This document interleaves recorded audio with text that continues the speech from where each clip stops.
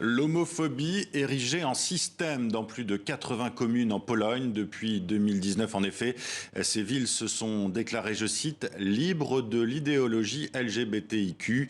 En clair, plus de subventions pour les associations qui défendent ces causes, par exemple, et des prises de position homophobes des élus conservateurs, soutenus assez clairement d'ailleurs par le gouvernement populiste polonais. Une situation qui inquiète clairement les élus européens. On est avec vous, Malin Björk, depuis Bruxelles. Vous êtes eurodéputée, vous êtes suédoise et aujourd'hui au Parlement européen doit être soumise au vote une proposition de loi forte, faire de l'Union européenne une zone de liberté justement pour les personnes LGBTIQ. Que changera cette loi si elle est votée aujourd'hui ? Bon, d'abord, je pense que c'est un signe fort qu'on veut envoyer en tant que député. Ça fait des années qu'on travaille sur ces questions et on voit que les droits des LGBT sont menacés dans certains pays, et notamment en Pologne, très très fortement.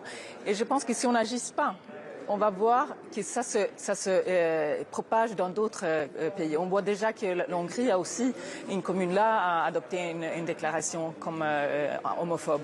Donc, c'est un signe fort de dire que vous n'êtes pas seul. Les droits LGBT sont des droits humains. Et nous allons travailler avec vous pour renforcer, pas diminuer, renforcer les droits LGBT.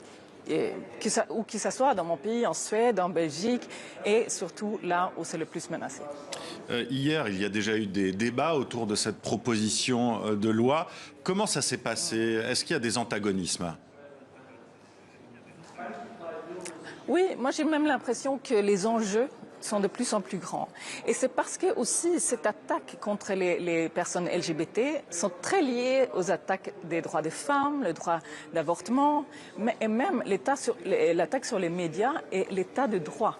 Donc en fait, les enjeux sont en train de être plus en plus poussés, et je vois que donc les propos sont de plus en plus, disons, durs dans le débat, et c'est d'autant plus important que nous qui voient ces connexions entre l'état de droit, la démocratie et les droits humains des personnes LGBT et les droits des femmes, que nous soyons forts dans nos positions et dans notre résistance et qu'on arrive à repousser ces attaques.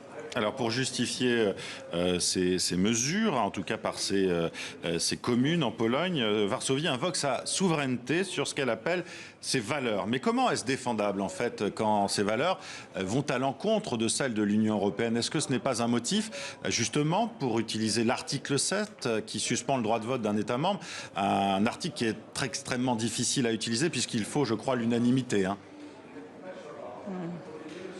Oui. Non, là, je pense qu'il faut admettre que beaucoup dans des lois civiles sont de ressort des États membres. Mais ce n'est pas pour autant qu'on doit accepter les choses qui vont aussi loin, que ça va, c'est carrément une attaque frontale sur des droits fondamentaux très basique. Et aussi, il y a une connexion ici à faire avec l'état de droit. Parce que dans une société de plus en plus autoritaire, où les médias sont plus libres, où les tribunaux sont plus libres et qui ne peuvent pas exercer leur travail, dans ce contexte-là, on attaque les droits des femmes, on attaque les droits LGBT, et là, il y a une possibilité pour l'Europe, et même un devoir de l'Europe à agir. On ne peut pas laisser passer ça. Ils utilisent les moyens étatiques pour écraser la communauté LGBT, pour écraser les droits des femmes. Alors, l'Europe doit agir. Il s'agit d'une résolution qui doit être votée cet après-midi. Est-ce qu'il y aura malgré tout des contraintes qui seront imposées aux États si justement ils s'attaquent à cette communauté LGBT ?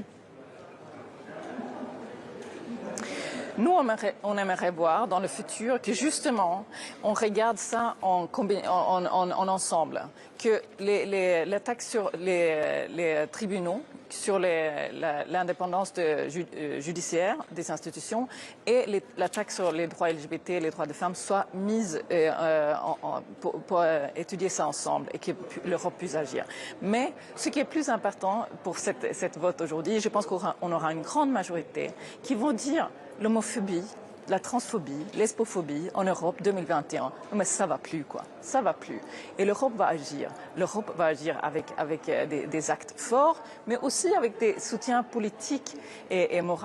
Et on va être là pour agir. Le Covid fait que c'est pas très facile, mais nous, on va être là. Et on va faire ces combats ensemble. On entend votre message. Sûr, on va le gagner. Merci Malin Björk d'avoir été avec nous en direct de Bruxelles.